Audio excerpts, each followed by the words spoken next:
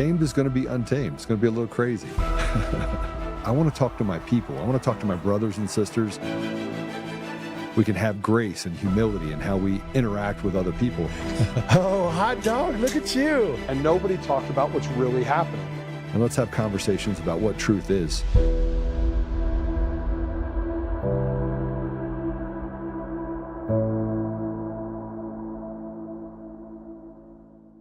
Primary election, the battles for governor and LA mayor still remain unsettled as election officials chip away at hundreds of thousands of uncounted ballots. And this morning, President Trump is weighing in, questioning what's taking so long. Eyewitness News reporter Irene Cruz live in the City of Industry, where those ballots are still being processed. Irene.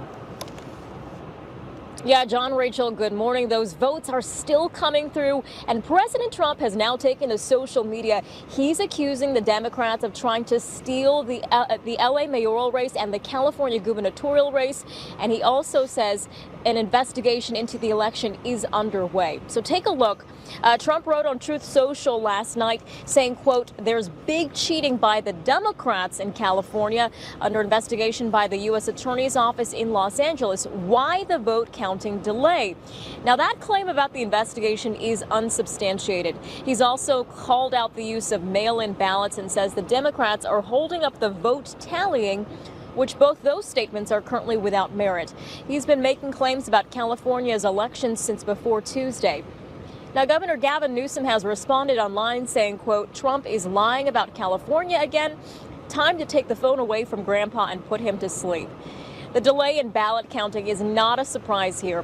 According to the primary election website, ballots are still being processed and will continue to be counted through what's called the canvass period, which ends July 3rd. The Secretary of State must certify the results on July 10th. Now, back out here live, there are still more than 700,000 ballots to be counted and processed. And a little bit later today, we are expecting a new update from LA County. That's going to be dropping at 4 p.m. on the new numbers of this election. Hi, everyone. Welcome. Thanks for joining. Patrick here. Joe, something came up for Joe. He should be back in chair tomorrow. So thanks for tuning in. Class is in session today. And we started the show with, big surprise, election questions.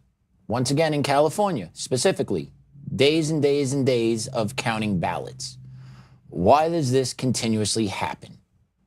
Are our systems that outdated, that old, that it takes weeks, if not months, to get the vote count correct? When we use machines, apparently, or allegedly, that can do all this. So why is all this happening? Why is it delay after delay? And still, how do they know they have 700,000 ballots left? How did they get that number? How do they know? Simple. If you're counting, how do you know how many more you got to go? Unless you already know what you need. If the algorithm is telling you you need to get to this number in order to basically move Pratt off the second line, which is what I believe is going on in California right now. Bass is already locked in. And now you have the battle for the 2 slot, Pratt and the DSA agent, to go after Bass in November. And they're trying to knock Pratt off that second line. And they know they need to get to this number in order for the algorithm is telling them they need to get to this number. And that's where the flip's going to occur. That's what I believe. And anywhere you look, anywhere you go, specifically in blue cities and blue states, these elections are under lock and key. No one's allowed to look at it. No one's allowed to criticize it. No one's allowed to look under the hood, ever. Which only perpetuates the actual belief that these systems are rigged and fraudulent. Because at the end of the day, if you have nothing to hide to your people in your city, in your state, in your county, then there is no reason we can't open up everything and do full audits everywhere. Oh, it costs too much money. No. Bullshit. You got no problem hitting off billions of dollars to illegals. You got no problem hitting off hundreds of millions of dollars to NGOs. You got no problem hitting off billions of dollars to foreign nations. So what's the problem taking a couple $1 million to make sure our election systems are all correct? Simply put, they don't want to do it because we all know what they know, and what they've known for a long time is that they have hijacked our system. And more Americans are waking up to the fact, and the pressure's mounting on them, but still, they do not care. March on status quo. Newsom, Trump has nothing. Take cell phone away from grandpa, put him to bed.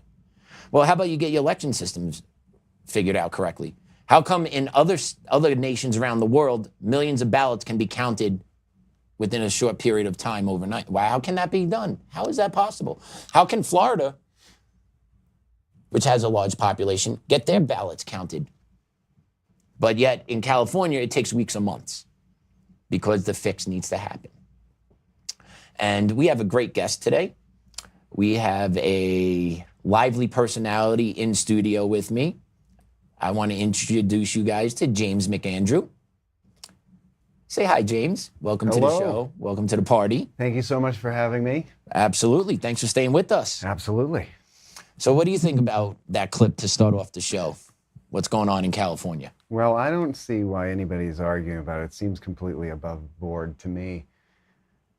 You think it shouldn't it take that long? Shouldn't it take like 5-6 days extra to just make sure they know how many ballots that they need to win? Well, why 5 or 6? Why not 2 weeks? You know, it's constant. It's yet another opportunity for a steal. And this is now however many years into this that everybody's already in. What's the answer? Like, what's the people's answer? Everybody sees it. It went from everybody saw it in the grass. Now everybody's seeing it in real time. Obviously politicizing anybody that's criticizing the thing. But the issue is, it's not just Trump criticizing this. It's everybody criticizing this. And if they're not criticizing it, they're throwing their hands up in the air about it. And I'd be more interested to see honestly, what people really think on the ground. Like, do you really think it takes that many? This is a new phenomenon. This wasn't, we don't have such a population at this point where this is necessary. Like, oh man, 250 million more people came into the country in the last 10 years, so that's why it takes so long. It's, I mean, I don't have any real professional words aside from absolute bullshit. So nothing's real. Nothing is real. Nothing is real. The system's not real. The leaders that are selected by the system aren't real. Unfortunately, their policies do become real that we have to deal with. But we live in a simulation that we basically have no control over. It's completely it's pathological. It's pathological. Yeah. We could sit there and go like, this is garbage. And we're like, nope. And they'll just do it. And you're stabbing me. Nope. No, I'm not. And when you vote me in, I'm going to make this legal. So it's just, I don't at what point, what gives, what loss is it going to be a mayoral race plus a gubernatorial race last minute? Because I think that Steve Hilton's is by a couple. Mm-hmm. And by the way, the third in line here is Nithya Raman, who is a city council member. He's part of the, he's a progressive. He's a part of the Democratic Socialist Party as well. Yeah. So they're going to just inch him up above Pratt, who clearly everybody appreciates. It's no longer really about a Republican thing. That just so happens to be like, it's really the only way in if you want to remotely speak the truth, or so at least grassroots kind of came in doing that, realizing, oh wow, the established Republican Party is going to come in here and kick somebody in the nuts too while we're at it. So who's the enemy? Us. We're the enemy. Apparently we're the enemy. We are the enemy of we are the enemy of our government. We're the enemy of the people in charge. And we get treated accordingly. Oh, absolutely. You know, where's the perk of being an American citizen today? Honestly, fair question. What's the perk? We get to watch it. Oh, we get the front row seat for free. We do get the front row. Not for free, though. Oh, okay. We have to fund all this. Sorry, it's part of the inclusive package we get for being an American citizen without taxes. Yes, it's part of the inclusive package. They want to make sure that there is no financial autonomy among us, but want to make sure that we're funding all their stuff. It's not even that they need the money. They just want to make sure we don't have it. Right. Keep us under their boot, make sure we can't actually do anything for change or break away from the system, and eventually just grind us to a pulp.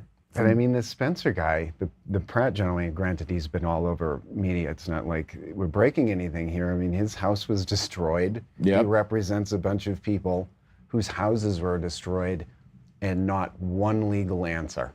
No one's allowed in there, which leads into who did that. So Lord knows no one wants to get to the bottom of exactly why everybody's neighborhood went up in flames within 30 minutes. Yeah, and these people got locked out of their property. So if they can't, a lot of these people can't afford to rebuild. Insurance actually backed out of a lot of these claims. And we're allowed to. Yeah.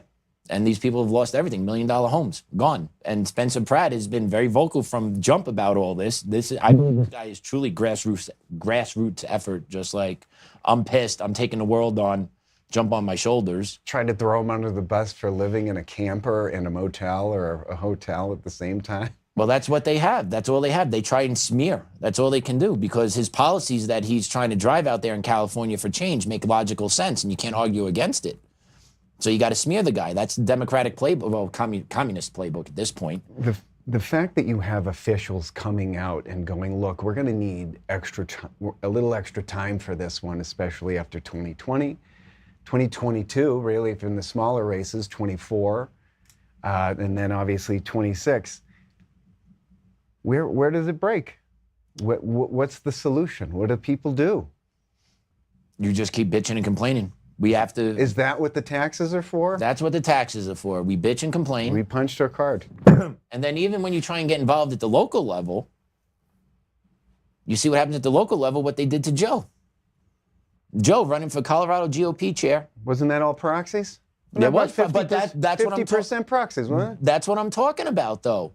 Joe was clearly a favorite amongst the people with the straw polls that were coming out, with taking over the GOP party. Right? Like at a Boulder County GOP put one up, I want to say 2.5, 3 weeks ago. Joe got 70 votes. The next closest one, I think, got 10. And then the guy that actually won the nomination to take over the GOP chair had 2 votes in the entire straw poll. So how, when you're trying at the local level, and Joe was going at this hard. He was going at it hard. He wanted that position. He wanted to take over the chair. He has a vision and a mission for the Colorado GOP. And the people that he was talking to, not the ones that really voted a whole lot, but talking to the community members, the ones that didn't really have a lot of say in this, they wanted him. But the people that are in the position of power in the Colorado GOP that selects the GOP chair, ungats to the people of Colorado. The people of Colorado, the Republican people of Colorado wanted Joe to head the party, came last Saturday. What do you call it? A sabotage? Oh. What do you call it? What do you call it when you have 50% of the vote being voted in by proxy? Cute, because it's yet another. I mean, it's such a playbook too. It's always like the 4th one in line. No one actually even thought about. And yeah, it's cute, clever. And the unfortunate part of that are the people within the GOP that actually get duped. So it wasn't even people that were voting for that particular gentleman. I'll be honest, I couldn't remember his name. I couldn't even remember the 4th candidate's name. That's how unknown he was. I believe his former Douglas County chair, I heard. I believe it's all Doug Coe that came in on that, and it stinks. It smells to high heaven, and people just towards the end went like, oh, well, I guess I'll throw my vote in that way. I want to go home. People are so duped within the body that it's beyond frustrating to see that.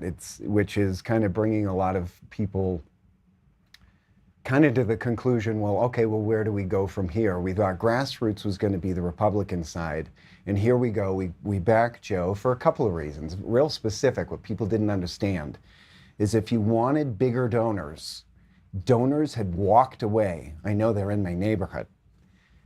Walked away from giving money to the GOP, which they clearly were undermined. It's a constant op just to get everybody moving otherwise. But anyway, I digress. The point being, him getting in was the only way we were actually going to raise money. It was the only way we got any commitments. And I don't mean anything that Joe was saying. any conversations we were having, like, well, if we've got someone who's more executive about it, and we have somebody who's in there with a plan, the whole job is to get candidates elected, get the money to the candidates, and get them going, get them on a good foot. That's it. That's the whole thing. Because the second that happened, and Joe didn't win, everybody realized, all right, well, we got 5-6 months of we can't do anything about it. And meanwhile, you have our 4 congressional representatives absolutely throwing the body of the GOP under the bus, throwing Joe under the bus. Boebert goes on. Yeah, also very cute with Kyle Clark, because that's a regular thing. Yep. Right. The day before. Yeah. So if you don't totally organic and sitting there, calling him anti-Semitic and this, that, and the other thing, which seems like a really convenient thing to say these days, and his use of language, where he's an extraordinarily expressive person and a passionate person, is that always great? Maybe not. Do you always love it? Maybe you don't. Who gives a shit? The guy's there about to do a job, and he was ready to do the job, and he had a ton of people behind him. And not only that, the GOP would have been solvent on day one. I'm sure. So any of the money left over from the lawsuit that everybody likes to confuse would have been done. That would have been done that day. And so instead, what we have is some person from Douglas County that ran that now knows he can't do anything about it. So that's the piece. If that's not a Joe Biden, oh, wait a minute, let me see how many votes we need, and then we'll get them. And then we'll let you know who wins by a fraction, by maybe like 10,000, and it's so disheartening, but at the end of the day, that's what they want. They want everybody in the GOP to go like, screw it, I'm leaving. And a lot of people kind of are, but where does that put us now? Perhaps in the same place where citizens are going to be in California. What are they going to do when they know their guy lost? Except they know that he didn't. Clearly didn't. Correct. He's completely popular. He is the most popular. People are coming out of the woodwork for his support. And then all the way where the rubber meets the road, which is local politics, trying to get a GOP chair to do something that knows what to do, that can do it, has the financial connections to actually get a leg up and get us back out of the garbage that this thing is. It's just chasing its own tail. So it's frustrating to say the least. I don't know that I have an answer necessarily, but I think the third party thing, which we were talking about before, is something we'd love to lean into, but what does that really look like? That just means now we've got both sides coming after this. It feels like we just need a populist party. That hasn't happened yet. Not an America First one that didn't really take off. So what do you think? I think the more this is playing out, there has to be a third party solution. The more it's playing out. Because what I believe has happened is the creatures within the GOP establishment made an organized, calculated decision. We're going to do whatever the F we want to do, regardless of what our constituents want, because what's the alternative for our constituents? They're going to jump ship and join ranks with the communist Marxists? They probably wouldn't do that, or maybe we'll lose some. But I believe they're making a calculus decision that they don't give a shit what the base of the party wants, and they're going to ram through whatever they want because the alternative is such shit. That's why that third party really needs to take form. And you grab 30 to 40% of the Democrats, you grab 30 to 40% of America First MAGA people, you have a substantial chance of having a third party that can take on these foreign interests. Let's be honest, the foreign interests that dominate our political landscape today.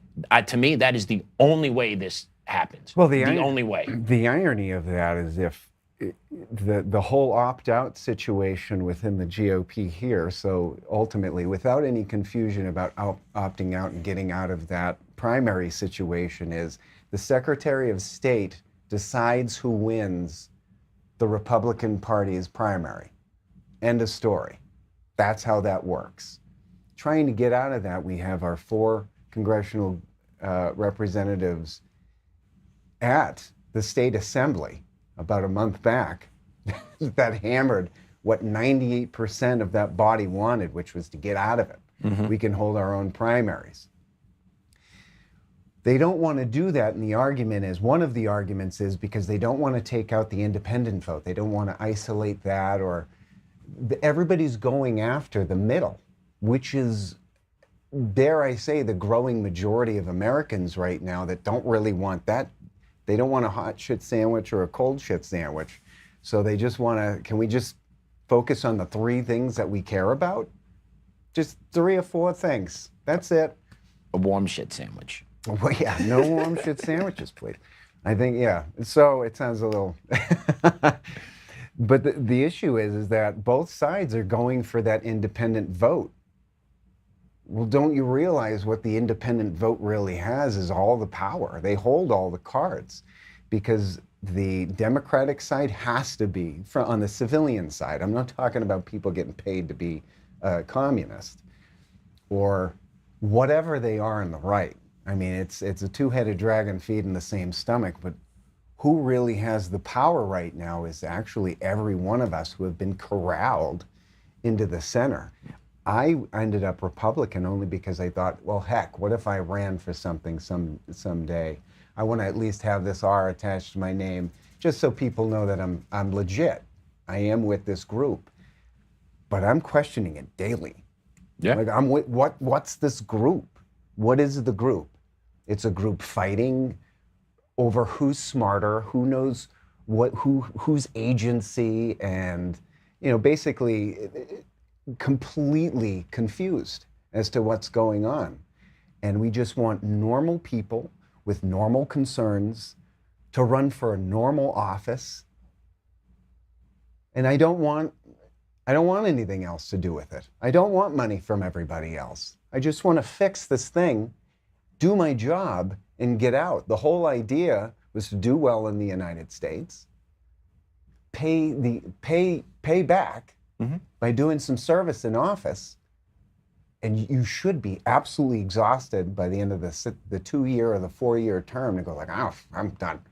I hand that baton off to someone else who's a patriot, someone that is an American, that wants American people to be able to pursue their happiness.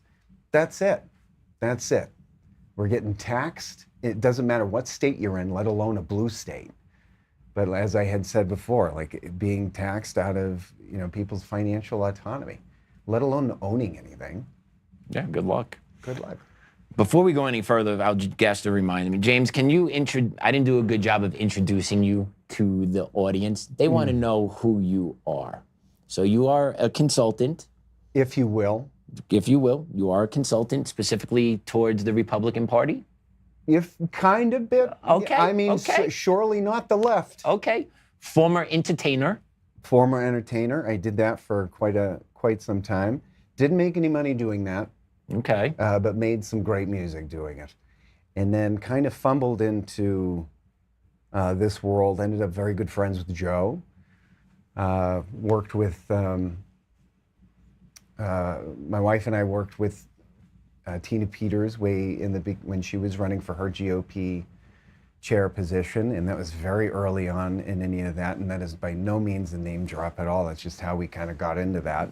Yeah, I understand the circle. And we learned an awful lot, and but plus we had already gone to January 6th. We didn't go to the Capitol, but we were there, met a lot of people, a lot of allies, and an incredible group of people and friends, and developed unbelievable relationships based, we're great. Very funny, very nice people. But we're not transactional. We don't need anything from anybody. And through that, the interest was, well, this is wrong, and this is wrong, and that's that person, and that's that person, and who's that?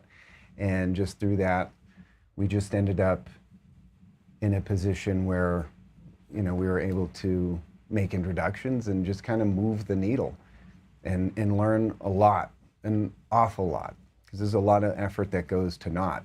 because you don't realize who you're actually dealing with in the first place. So Yeah. that's kind of, as it pertains to this type of show, what business I have being on it. As we have a good group of, we have a good network statewide and nationally, so I ended up getting more involved in this. I started my record label for that band in 2020, and then COVID happened. So, and then had to deal with that, which terrible time to start any business was about then. And then I competed in that market, if that's such a thing. But the issue there was, what drove me out of that was who I was involved with were mostly people that had to throw up their BLM flags, all of that shit. And I think the final bit was when my manager had posted something that said, the most dangerous thing to the country right now are white armed Christians. And I am that. And then I said, you know that I'm that, what you just said. And she was like, well, you just have to understand that this is just the business that we're in. I'm like, apparently so. So I kind of walked. I was done. So now I sing to my dogs. There you go. Yeah, better audience. Pretty good audience. So there you go, guys. They never asked me to play Freebird. Okay. Nothing. Maybe I'll ask you to sing something before we close out today. Completely a cappella. Let's go.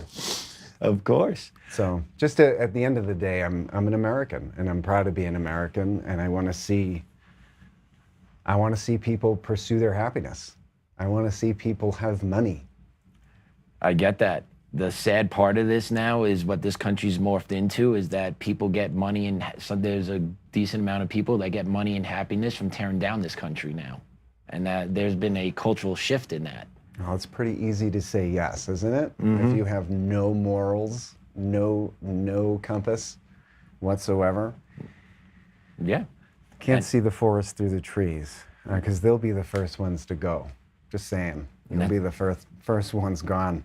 And that's why nothing is real. And I want to follow up because we were talking about what's going on in LA. Let's put this post up about some of the vote totals that were captured yesterday. So if you take a look, 39% of the vote in, Karen Bass had 117,579 votes. Spencer Pratt had 86,323 votes. At 42.4% of the vote in, Karen Bass had 130,429 votes. Spencer Pratt still had 86,323 votes.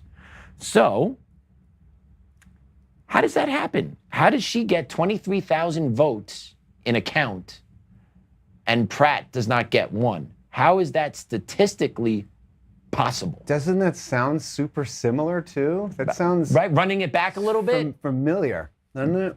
Running it back a little bit. Statistically, that seems a little tough to believe. And also, I believe you need 2 or 3 extra days in order to get those votes.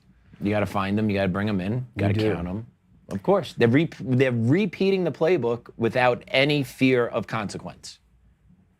Trump is saying the DOJ is watching. They're just laughing. They're just laughing, and they're going to keep this going on. And the fact that it's so fraudulent, Joe had a comment about this post. So let's put up Joe's post. We're going to read through Joe's post. And then we're going to see where Spencer Pratt actually is falling in the betting markets. So when Joe reposted this on his X account last night or yesterday, and he says, the elections are fraudulent, rigged, and not real. No one in LA has an appetite for Karen Bass, except, of course, Smartmatic. The fact that we debate the ridiculous and allow these criminals to continue to steal our sovereignty and terrorize our country with fake representation that leads to the destruction of our nation should tell you all you need to know. They are destroying our nation, and we are watching it happen and talking our way out of it. Pathetic. If that's not pushing your citizens out of a state, I don't know what is. Is that the move? I feel anyone that could afford to leave LA or California has, and they settled here. And look what happened here. Or Texas. Or Texas. And or Texas, Nashville. Texas is in a battle right now. Give Texas another 4 to 5 years, see what that's going to happen down there. You got Nashville that is, I've seen some clips out of Nashville. I can't believe that's I can't believe that's Nashville, Tennessee. I can't believe that's going on. Yeah, it's kind of, it got LA-ified. It's remarkable. And it all goes back to the indoctrination of the kids through the school systems that get them primed to go to college to get shocked up a little more. And then they go out into the world and they move into these new age cities, Denver, Colorado, Austin, Texas, Nashville. And they create these little liberal enclaves where they all just migrate with their same thought process and voting habits and bring this ideology to these cities and states that infest and rot and take out whatever remnants of American society exist. And it's sad because, those are the same people that are sitting there, bitching and moaning about never being able to own anything, so why even try? I think it's not so much that, I think what they have is a do-nothing,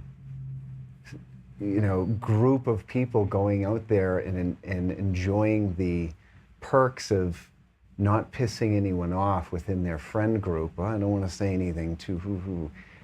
But these people are suffering. I mean, we're all suffering from the exact same thing, whether you're over here or you're over here, and it's not a real thing. None of those things, that's not real. They pretend to be over here. Meanwhile, look how they slice us up. Anti-Semitism, and then saying anything about anything happening in the Gaza Strip. Well, that was like this, And now it's over here, so you can see how they're just slicing us up and slicing us up and slicing us up. And it seems like a subsect of people that would have otherwise identified with the liberal left aren't really identifying with anyone. They're just like, I guess it'll probably be better in a minute eventually, right? And it seems like there isn't really any action. I mean, those are the people that should be going to the center.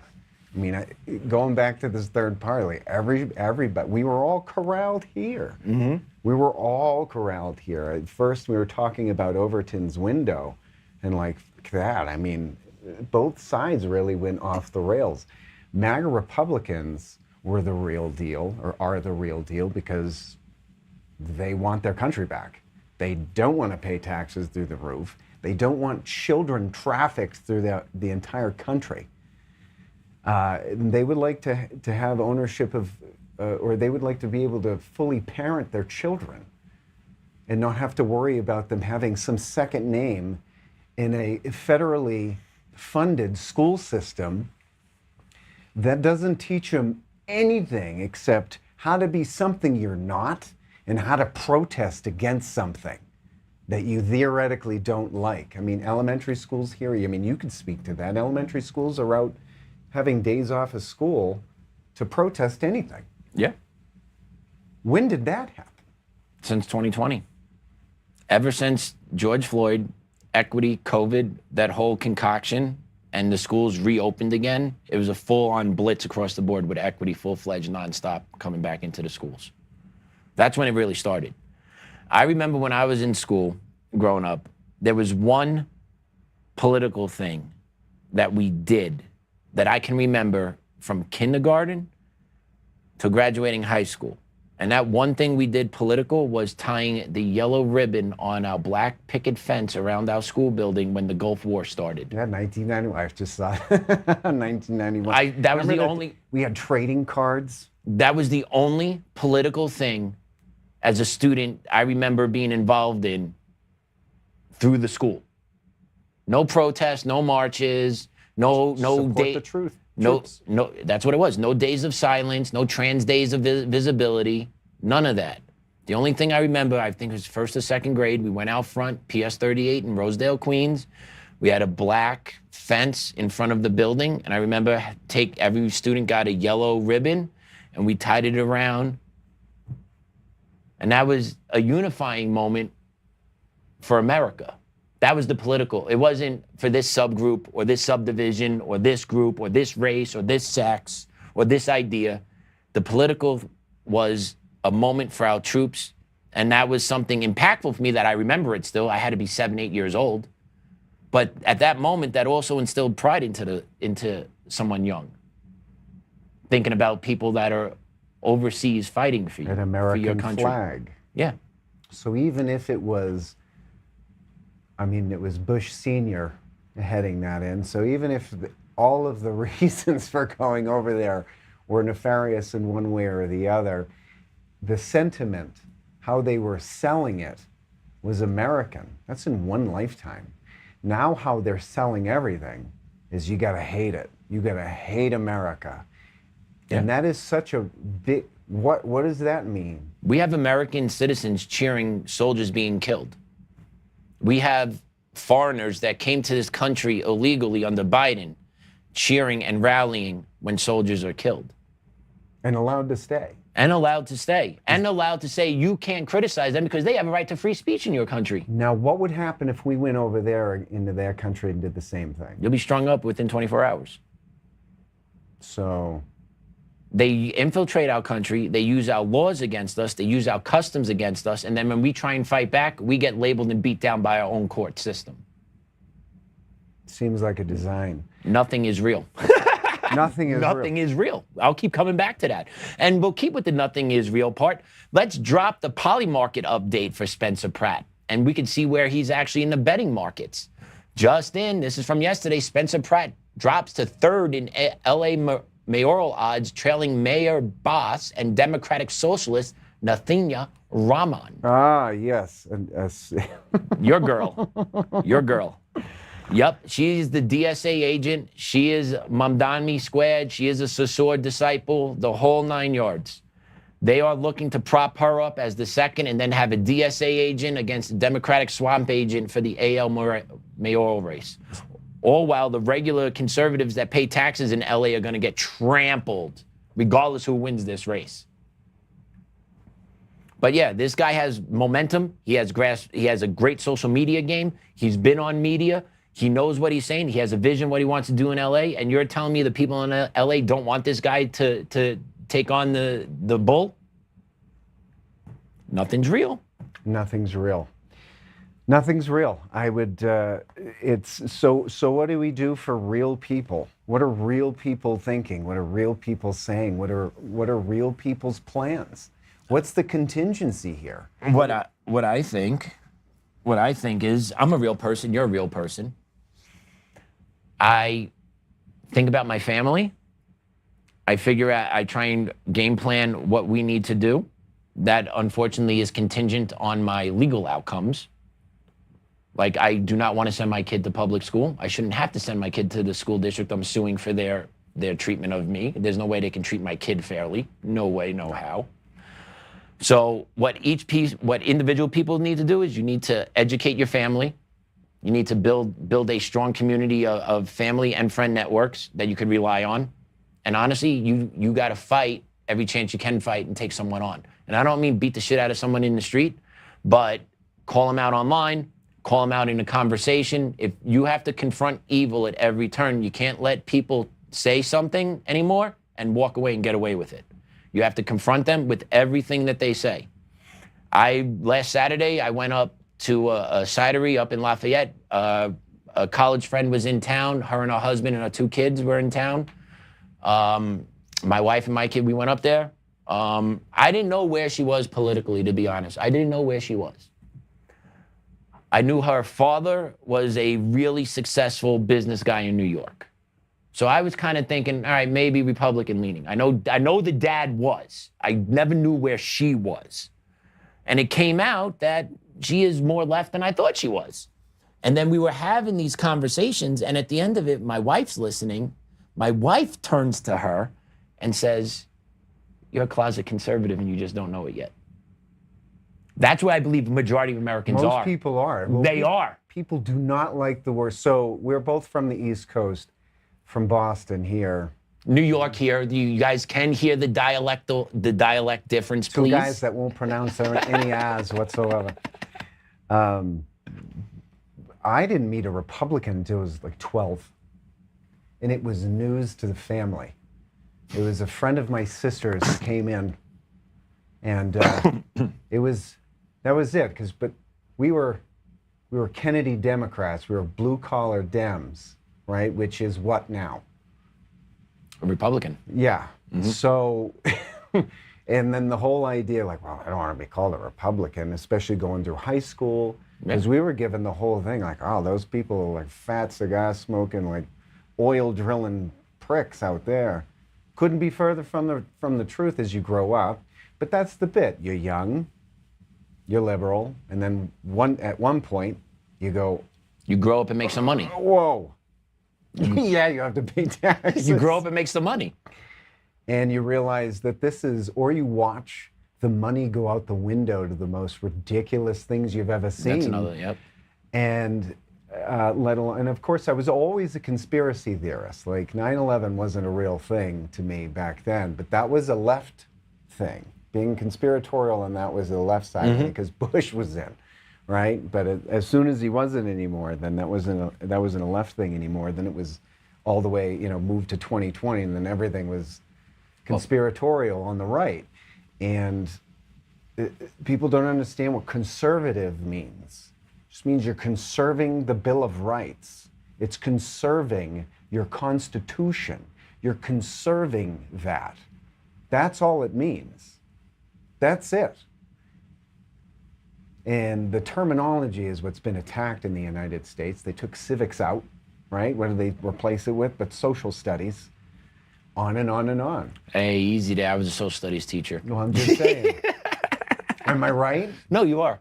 And the fact is, in the school systems, you don't really see. What I feel is they teach what being a citizen is too late in the school system. Pledge allegiance when I was... Oh, that's out. You can't make kids do that anymore. It's optional. I mean, that was the thing you did in elementary school. Optional, brother. Optional. I couldn't stop kids from walking in the hallways, or I couldn't have kids. I wasn't allowed as a dean to prevent movement during the school-wide Pledge of Allegiance. So basically, kids could do or say or behave any way they want. And it was honestly considered oppressive if I did by DEI standards. Of course. Because that flag doesn't represent greatness. That flag represents an oppressive regime. And if our kids don't want to support that, they don't need to.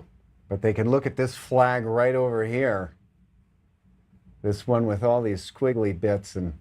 the multicolored ones? 6 colors and all of this Baal flag that no one really even understands. The one with the light pink and the light blue. Yep. Yeah, that one.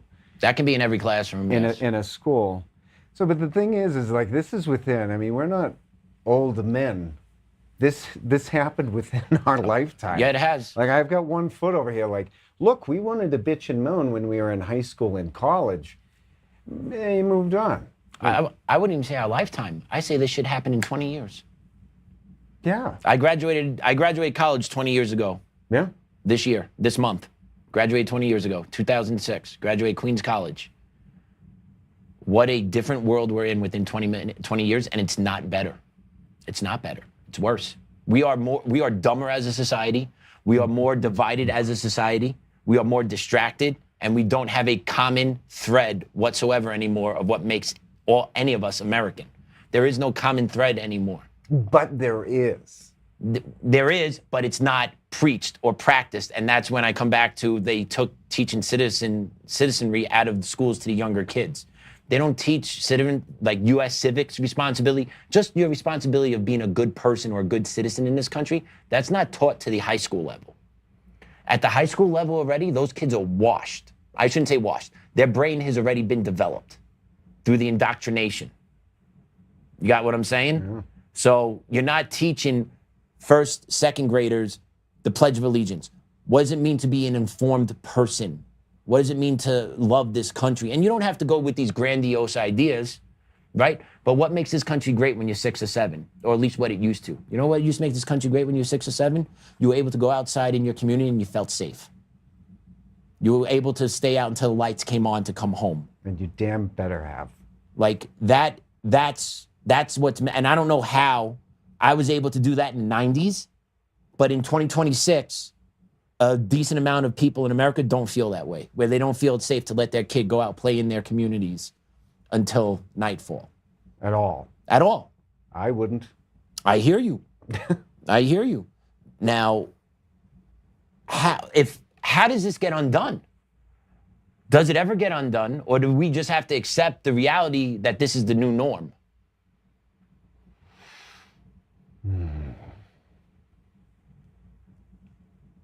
How do you ever go back to a society where our kids can stay out and play with their friends in the neighborhood at night, and you don't have to be scared, you don't have to be sitting on the front porch watching or being concerned? When can we go back to that, if we can go back to that? I mean, it has to start locally. I mean, that has to start with the neighborhood, with people talking and having people actually have a relationship. We also had a neighborhood where all the moms knew where all the kids were. Yes. Like it was Timmy McDonough's, Maria Giovannucci up there. The families would play telephone. I saw your kid doing this. Yeah, and then the other mom will smack you for your mom. And then smack that kid for their mom. Yeah.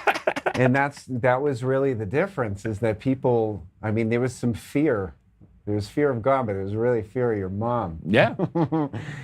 And I don't think that's completely gone. I think it's easy to think that it's gone in individual cases, is because it's such a large issue, but we're not a small group of people within the United States that just think this or just started thinking this. There's been a whole bunch of people doing that. And I think the communication, the first thing that they do is what we talked about it before, and everybody knows it, is that they divide you. And all of a sudden by 2020, say really 2016, politics is your identity. Politics has nothing to do with being a citizen. Politics has everything to do with politicians trying to get voted in by each other, really. And what kind of thing can we bring up that's going to piss this group off and not this group, but we'll get them, like the whole MAGA thing. Mm-hmm. Like, oh, you're a MAGA? Forget everything that you said. Everything that comes out of your mouth if you voted for Trump is now... You're racist. Racist. Well, everything is discounted. Mm-hmm. And I mean, that's coming from people I've known my whole life, my family. At the second they, well, he voted for... So everything he has to say is discounted. That's what happened. But put it on this side. Well, you voted for Joe Biden. Everything that you have to say is discounted. Okay? Is it? Or were they just not paying attention? And then they did this thing and went, I did. I'm not proud of the fact that I did, and I came around. I didn't want to out loud say that I voted for Trump, but clearly they did. Mm-hmm. Because what was the option? And it's the second we can tell the powers that be that have their agendas, NGOs, I mean, they're all over the place. They're becoming slicker and easier to read lines, who's who at this point. But then who cares about that shit? What people should really understand is that just be kind. Go at it with a little bit more curiosity than you do judgment. And you might find something out. And the more people talk, the less good it is for them. It is not good for the control group, the controllers of the United States, to have people loving, respecting, and caring about each other. We don't have to agree. We never did before. We almost never did. Mm-hmm. We never did. We didn't have to, but what we did agree with, I mean, I'm talking about the little finicky little things like, oh, well, seatbelt should be for everybody, like whatever your things are. So forget all of that and just have conversations. Protect each other's children. Go to church. Go to church. Go to God. If you think that you're going to death scroll your way into understanding what's going on and not realizing how big this thing is, I keep getting caught back here. Hold on, I'll be right with you. Communication has to happen, and just respect has to happen with people. That's how you fix it. How do you fix politics? It's local, as we just saw, and they're very, very, very, very involved in that. But that's where the rubber meets the road. That's your neighborhood going like, I don't want to spend $50,000 on this bullshit across the street. I don't want to do that.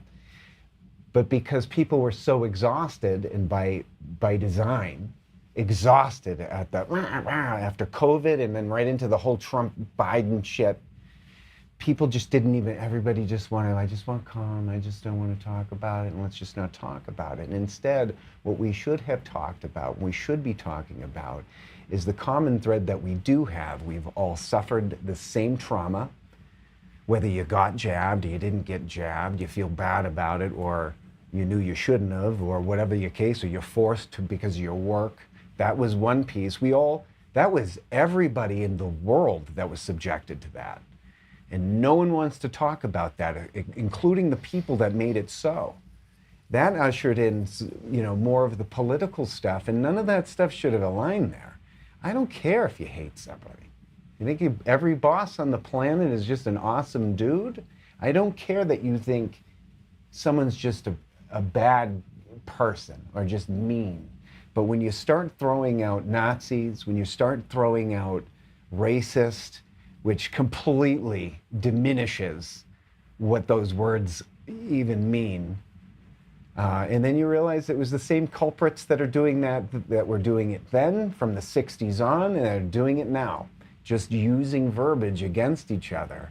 And because our egos are so big, and we have to know everything, and we've got to be smarter than other people, let alone the people we voted differently than, right?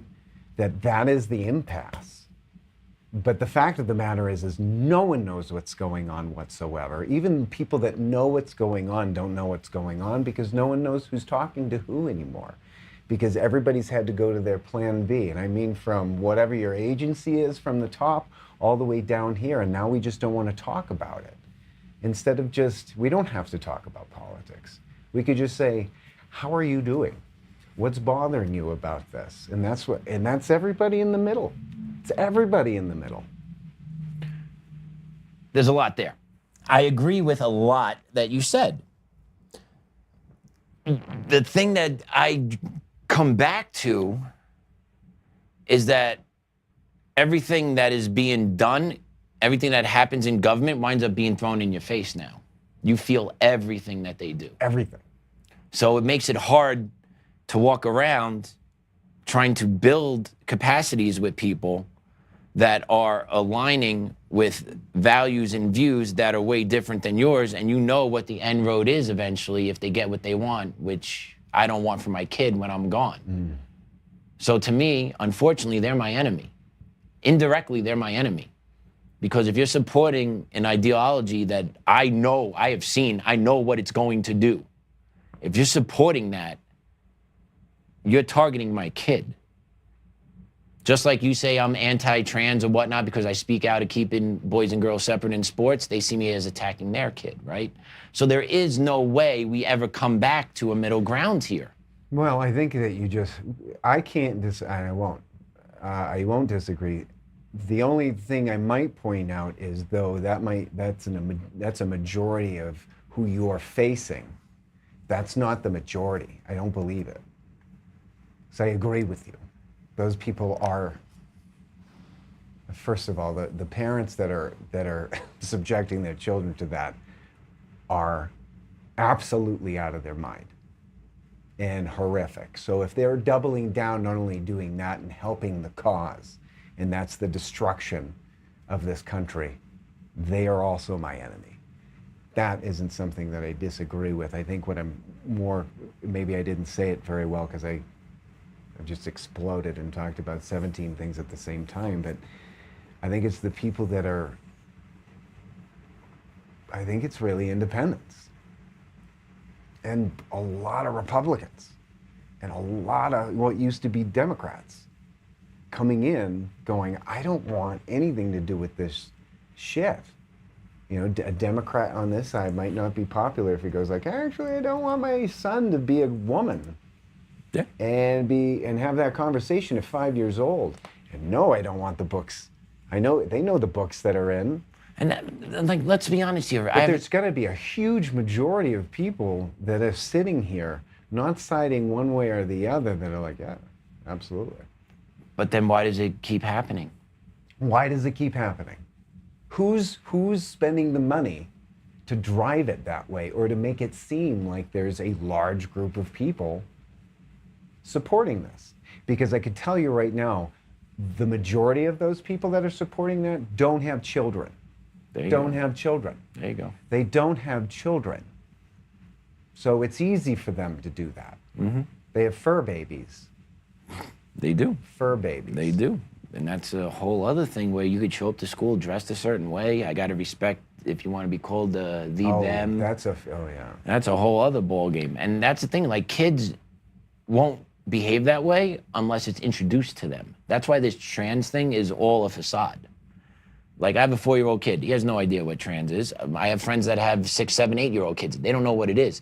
The only time that shit comes up is if it's injected into them either through TV shows or at the school level. And there's no reason for any of that stuff to be in the school level.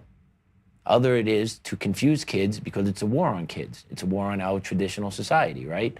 And yet you have school board members that are supposedly members of the community all throughout this country, especially in the Cherry Creek area, that love doing this. Even though the majority of the parents in the Cherry Creek area don't support it. Staring at them in the face. But somehow they still push this down in the Cherry Creek school system. Because it's funded. Yes. Because it's funded. So how do you defeat that? Well, you need to get the school board members out. But the way the school board, do you know how the elections happen in the Cherry Creek area for school board? Please. I didn't even know this. But my lawyer told me about this. So we're broken down into, I believe, 5 different zones, A, B, C, D, E. And you would think if you lived in Section A, you would vote for Section A. You got me? You live in Section A, you get to vote for all the sections. So if you have a pocket of, let's say, 1,000 people that you could reach out to and be like, hey, we need these candidates marked off in the school ballot. And I know you don't live out in E, where I live. I know you don't live in E, but you have a right to vote in E and elect a member for that E community. So members within your own area in Cherry Creek, you don't get to elect your specific rep. So people by Overland get to elect the board member from Cherry Creek Trail. Got me? Gotcha. That's how it works in Cherry Creek. That's why it's never going to change. And it was purposely written that way by the school district recently. They changed the rules on how the voting would take place. What's the legal recourse? There is no, because it's legally been changed. They're able to do it. So now what you need to do is you need to infiltrate the school board. So we need to get... Which seems more difficult. It is. Imagine that. But we need to get pro-America people on the Cherry Creek School Board in order to flip all this. Because you need to get the board out, and then you need to clean the district office out. You need to get rid of the DEI office, the equity office. It's about $10 to $12 million budget. You need to get the head of legal counsel out, Sonia McKenzie, who is responsible for these federal lawsuits that Cherry Creek is facing, costing them millions of dollars in lawyer and retainer fees and hearings. Right, Sonia? How much is it costing you for the 2 federal civil rights cases, mine and a student's now that you got hit with? How, as a legal counsel, you're allowing this to happen in your school district? Because you promote this ideology and you don't care about the millions of dollars that it's costing Cherry Creek taxpayer because you're lining your pockets for 6 figures and you're going to walk away with your retirement and your pension. You're not going to give a crap because that's the type of person you are at the end of it. I know what type of person you are. I caught you. Remember that. I caught you, and you know exactly what I'm talking about. So you could go play your games and try and dig up all the shit you want on me, but I caught you legally, and you're going to pay for it. And that whole district needs to come down because that district is a corrupt cartel from top to bottom. Chris Smith, and here's the thing. They just had a new election. You had new board members put in November. You had 2 new board members. Okay? 5 board members. You have 2 new ones. So now, in reality, when I slapped them with a lawsuit a couple of years ago, you only have 3 board members left from when I slapped them with a lawsuit. The superintendent's gone. Couple board members are gone. Assistant superintendent's gone. So who is actually driving the truck at the Cherry Creek School District that is still doubling down that we have a right to discriminate against this teacher for saying he's a proud American? They actually admitted to it in the 10th Circuit hearing. They actually admitted to it. and discriminating against kids based on race. So who's the driving force behind all this? Sonia McKenzie, head of legal of Cherry Creek School District. Because she is a lawyer. She knows what's right or wrong. She knows legally what's right or wrong. She knows the 10th Circuit passed down rulings that you can't suspend kids for out-of-school behavior. But she still signs off on it because the whole point was to punish kids in the name of equity. Of course. So yeah, Sonia McKenzie, I'm pretty sure you watch and get clips of me. Keep it coming. I got more coming for you. Don't you worry. This needs to be discussed because you are the head of the snake at Cherry Creek School District, packing in 6 figures, pillaging from the taxpayer here in Cherry Creek, pillaging from us, lining your pockets. Disgraceful. And I'm not done with you yet. Sorry, that's how. I felt it here. I felt it. Oh, so you're a Cherry Creek member, Cherry Creek School District? Your taxes go to them? Oh, yeah. Yeah, Oh. we're, well, Cherry Hills. Yeah, that's probably Cherry Creek. Yeah, Creek School District, yeah. Yeah, we live close to the elementary school, as a matter of fact. So we don't have any children in those schools, but we are... Paying taxes to them. We sure are. Very privy to the goings-on, and had our own ins and outs with them. But they want the children. I know. And if they can't have all of them, they'll have the ones that people can't afford to put them in other schools aside from public schools. I'm a product of public school system. Not to say that that's great, but I survived it. So, but nothing. It just seems so absurd. Everything that's going on in society, everything logical doesn't make sense. captured would be the word. Yeah. We live in a simulation. Nothing is real. Blue states in particular Yeah. are captured 100% on every level. And speaking of blue states, I'm going to play a clip for you out of New Jersey. Take a look what just happened in New Jersey the other day. Yeah. Let's play cut 5, Damon. When we organize, we win. Takbir. Allahu Akbar. Takbir. Allahu Akbar. Takbir. Allahu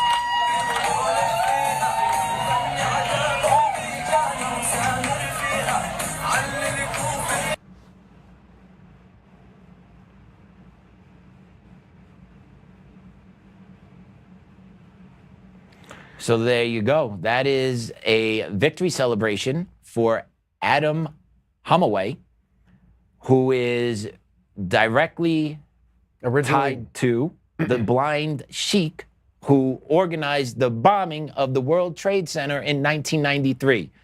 This guy's disciple just won the Democratic primary to run for a seat in Congress come November.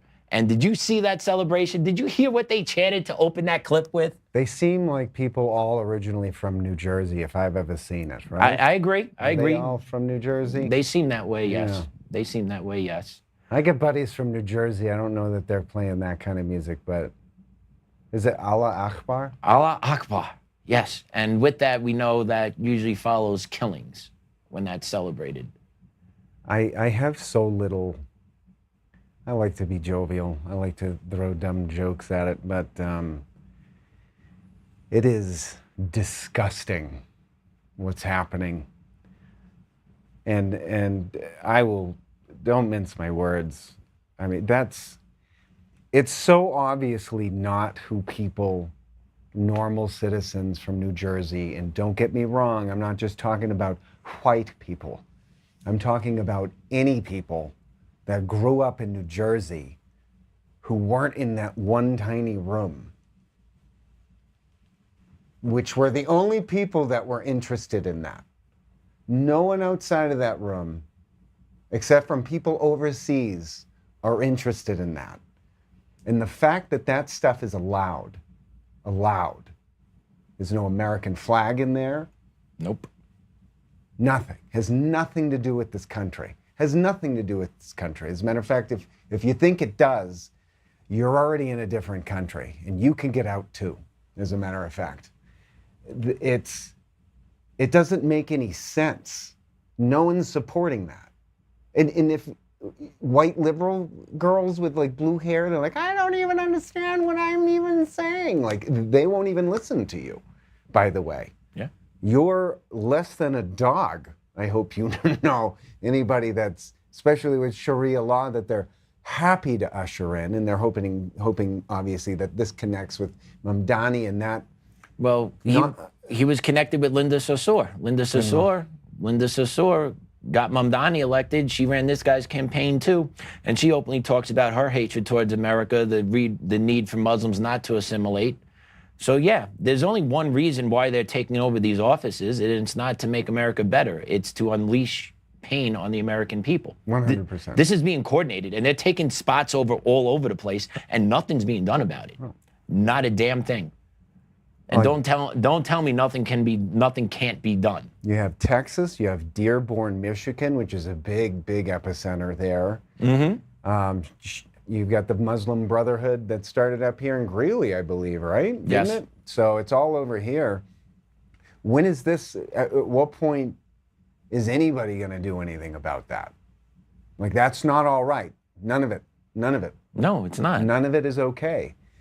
So you have abandoned churches being bought out, turned into... Oh, you should see the financial games being played there. Into mosques. Oh, I got some, the fire damage, their insurance damage, and then turn around going, oh, and then all of a sudden it's 30 cents on the dollar. Oh, but you can have it. They're just giving the churches away. And meanwhile, they're kicking priests out of the diocese. They're kicking priests out for telling the truth all over the country, which is not covered at all, taking their churches away.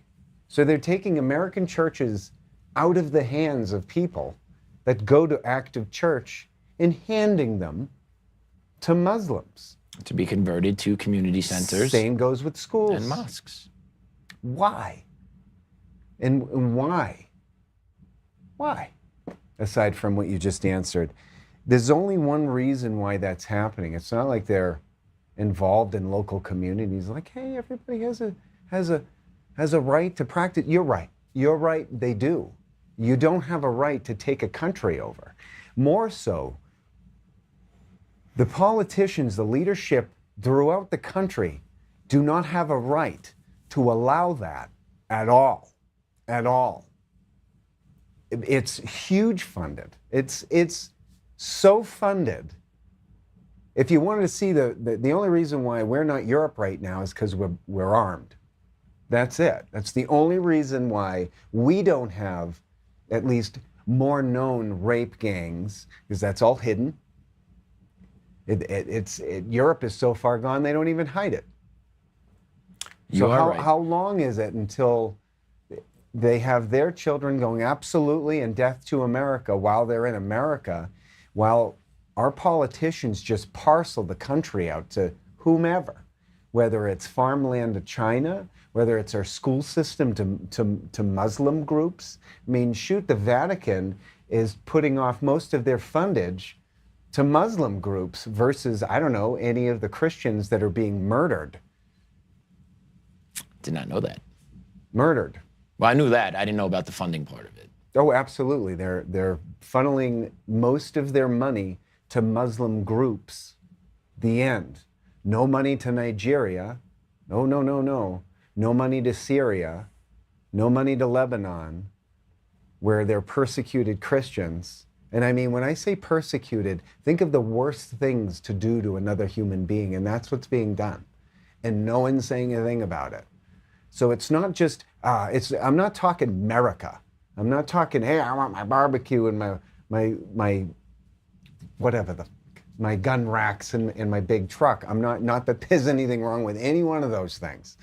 It's not what I'm talking about. It's the basic ethos of being an American and understanding that if you work hard, you can get this. Well, they've already destroyed that.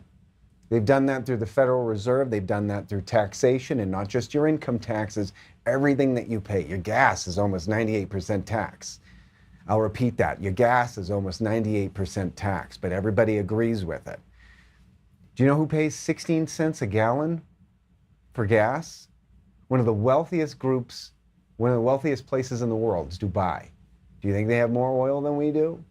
No. I don't mean to digress, but point being, so not only are they slamming everything with cost, they're giving what we can't afford to Muslim groups, not to raise their families and have the American way of life and start companies and do this and learn. As a matter of fact, and the immigration system is a mess, because now you have people that have been waiting to do this for ever the right way, watching people not only go through that process, but then running for government. Running for government. They're not even fully immigrated. And winning. Winning. Are they though? Fake. They get to sit in those seats. They get to get their paycheck. Hence, that's real. That part is real. But are they really being selected by the people? No. But they get the perks of the job. They get the money, they get the benefits, they get the retirement, they get the platform, they get it all. The problem is always going to be the people that see it first are always going to be called racist. And they're going to be right at the end of what happens if this is allowed to continue. And there will be no American way of life. And it's not hyperbole to say this. Texas is well on its way. Canada is completely overtaken. Gone. Mm-hmm. And you've got Michigan that's pretty much gone. Ohio seems to be next. California has its own bit. New York, see you later. Massachusetts, see you later. They're all Northeast, the whole Northeast corridor. At what point do you think, and they've got everybody appeased enough to go like, well, it's just the way it is, and that's just how it's going to be. Yeah. Everybody is just careless about this thing. It's like, all right, it'll work out. What are you going to do when it doesn't? What are you going to do, like, who's to say that they can't go into certain communities and just claim eminent domain like they are in New York? They're setting precedent, right? Not yet. With certain buildings, but they want to. They want to, yes. Right? Yes. Oh, we've decided that person just doesn't manage Absentee that. landlord, boom, my property now. What's an absentee landlord? Hold on, let me get my Black's Law Dictionary. Yep.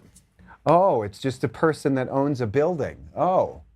Like, you constantly changing the legal terminology to just push this garbage through, and there aren't enough people going, hey, wait a minute.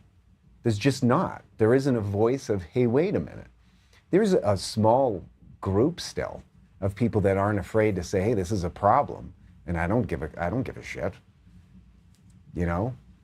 It is what it is. I'm seeing what I'm seeing. This isn't the country that I grew up with. As a matter of fact, that you said, this isn't the country I was living in 20 years ago. No. And I understood, like, the Islamophobia garbage after 9/11. That's only because we knew that was facilitated by the American government. That wasn't a bunch of people over there that wanted to do that. There's a bunch of people over there willing to do it, willing to get paid to do it, sure. But that wasn't infiltrated by them. So what you have now, it seems to be, is a whole group which has been gunning to take this happened over 1,000 years ago, and Europe was completely enslaved. It wasn't until like 900 AD before the Muslims were actually finally kicked out of Europe. 732, the advancement was stopped in France. It was stopped in France, and then eventually 900s, 1400s even in Spain, the Reconquista, to kick them all out. Kick them all out. Mm-hmm. And Spain then was completely Catholic. Not so much anymore. No. And then if you look at Northern Africa is all Islamic. Well, they moved everybody. They just moved. The original people there were forced to convert or die. Like, that's what Islam does to you. So what they'll do here is move them all in. There'll be too many to do anything about it, and anybody protesting against anybody saying, like, look, no one has a problem with people immigrating to the country and being an American. The end.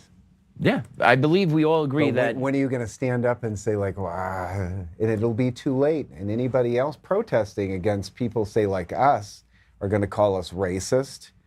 Of course. Because that's pretty much all you got. That's the go-to. And no one is. No one's racist. No one's against the Muslim religion.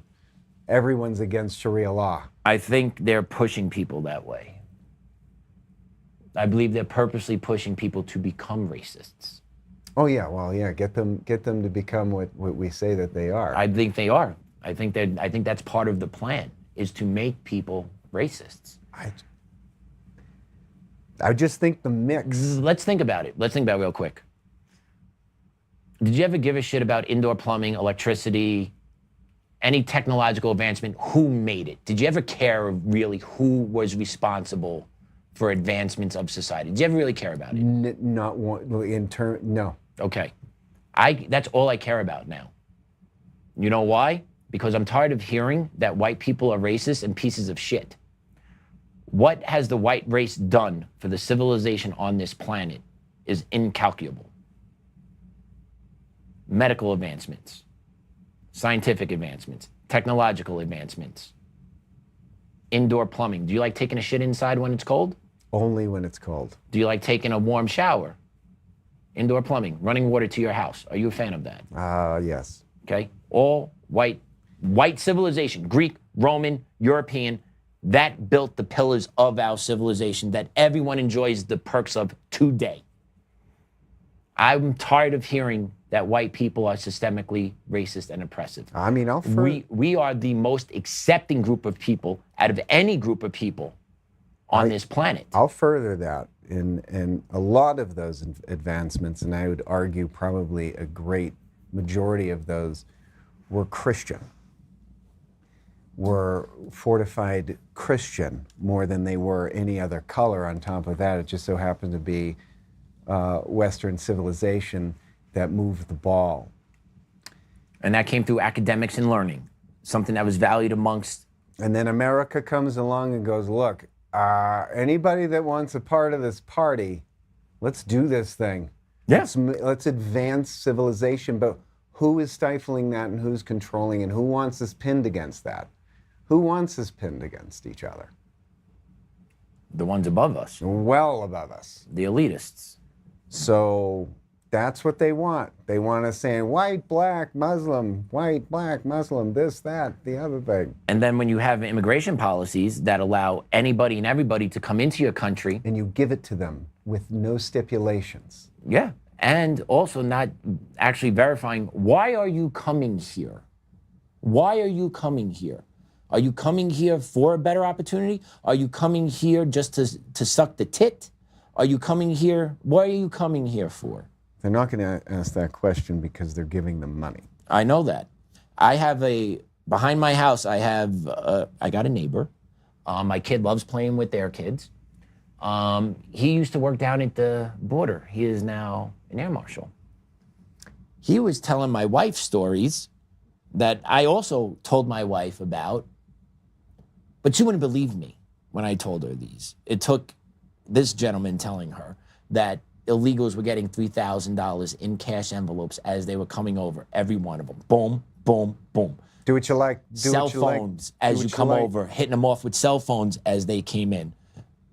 So yeah, these people were not coming here to be part of the American dream. They're coming here to take from the American dream and then eventually transform this country into the radical shithole that they came from, which I don't understand why they want to do that. Because they'll be easier to control than we will be. But why do you want to go from a shithole country to a nice country, then to turn that nice country into the shithole country you left? I don't understand that. I don't know that I can't speak to psychology of it, but I don't know that it's necessarily presented that way. I think they're saying, hey, you deserve a piece of this, so go take it. Yeah, but what are you doing to benefit that society you're moving to? They don't care. Therefore, you're going to turn this society into that shithole society you left. They'll take their 7 wives, have 7 times the amount of children, and next thing you know, they're completely outnumbered. White Christians in general, this country was founded on Christian principles. Not Judeo-Christian? That's not a thing. Thank you, I'm just checking. I'm just verifying. Judeo-Christian is not a thing. They're completely opposed. But, I might get in trouble for saying that. But we can go into that if you want. Read on your own. You go look what a Judeo-Christian. Yeah, so that's that. No, that was something like, I'll put Judeo in there. Yeah, there you go. See, we're all aligned, and we're not. We're not. You have one group of people that just wanted to pursue happiness. I'm not saying that there wasn't funny business and some garbage going on. Right. We had a war over it. As a matter of fact, we were forced into a war over that on several tiers, several layers of that. But at the same, it doesn't matter. It was still the same basic group of people that were working hard, either farming, building businesses, doing what they wanted to do, right? According to God. You know, God's ethics, like that's where you get them. Wanting people to come over here and lift. You know, a rising tide raises all ships. That's really what being an American was all about. The Gilded Age was all about that. The Gilded Age is what Dubai is now. That's what we had here in the late 1800s into the early 1900s. That's a whole other story as to how they basically broke that apart. Very concerted efforts. But this just isn't new. It just happens to be coming here. This is just, now they're doing that in the United States. They've done this worldwide. They move mass amounts of people over and they change it over, so it's a lot easier to control. What are these people going to do to the people that have been handing those envelopes worth of cash? They're going to do exactly what they tell them to do. Yeah. What else are they going to do? They're not armed. You're right. There are groups that are for sure armed, but it's not the common populace. So you'll take that Muslim populace, who are arguably just as ignorant as any average American populace as to what's going on and what's really going on, and they'll be lambs led to the slaughter just the same. They just want to lead us to the slaughter first. Yeah. Get us out of the way. We might tell them how to get out of it. We might even conform them to Christianity. Oh, can't have that. No, you can't. And then you've got, what's the biggest food company? What is the biggest, was it halal, right? Yeah. Food everywhere. That's actually what I pay attention. Pay attention to who makes your food. That's a whole other, I mean, that's very scary. It's very, very, very scary when you now have a giant chunk of food distribution and food production that's halal. That's dangerous. It can be. What else do you know? I feel like you got something else with that. You know what I mean? I don't shit where I eat. That's fair. That is fair.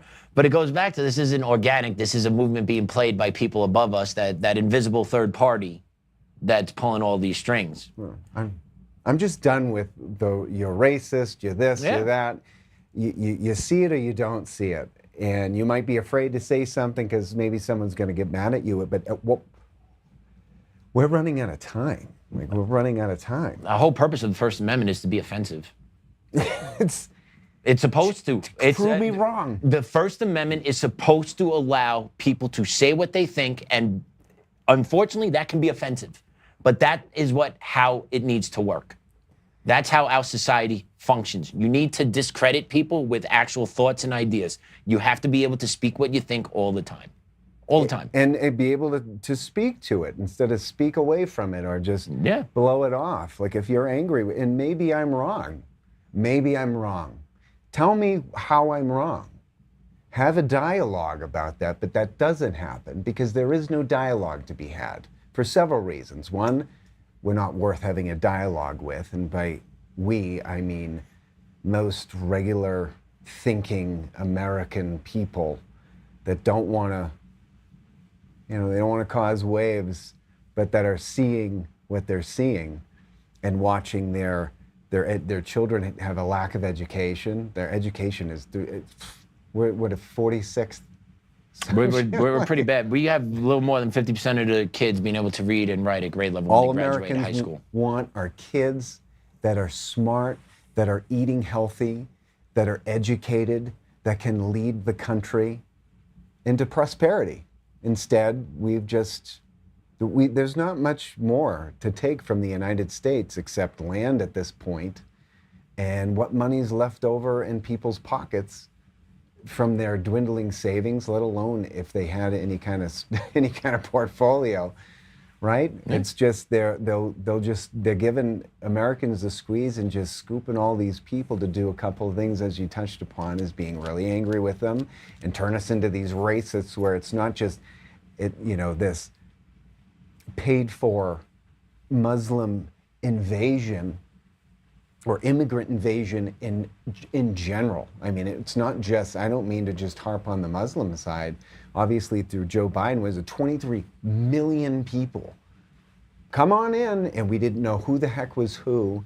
And then all of a sudden, people started bitching that women or, American parents' daughters were getting raped and murdered in their own dorm rooms, et cetera, across the country. We couldn't say any of that stuff. And so on top of that, you've got they open prisons. They really open prisons. They let people out.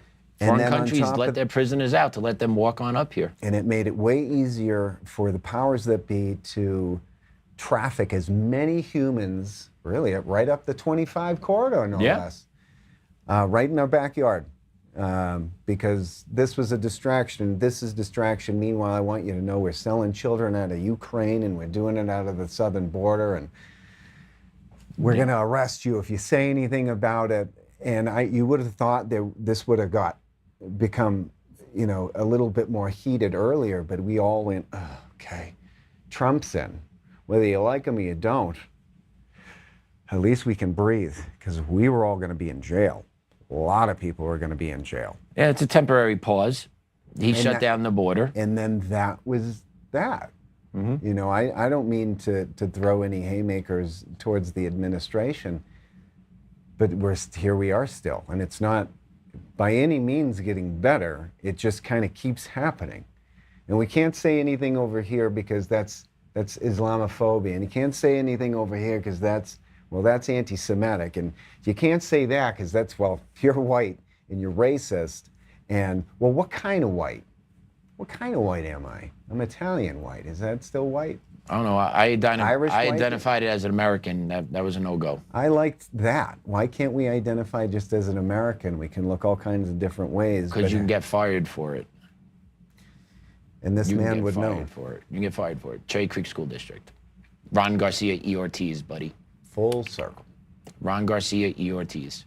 Mm-hmm. But he could talk about Viva la Raza, no kings, all this other shit, but he doesn't have to compartmentalize that part of his feelings, apparently, when he goes to work. But me being a proud American, I have to compartmentalize being a proud American in order to serve the kids at the Cherry Creek School District. That's what they argued at the May 12th court hearing.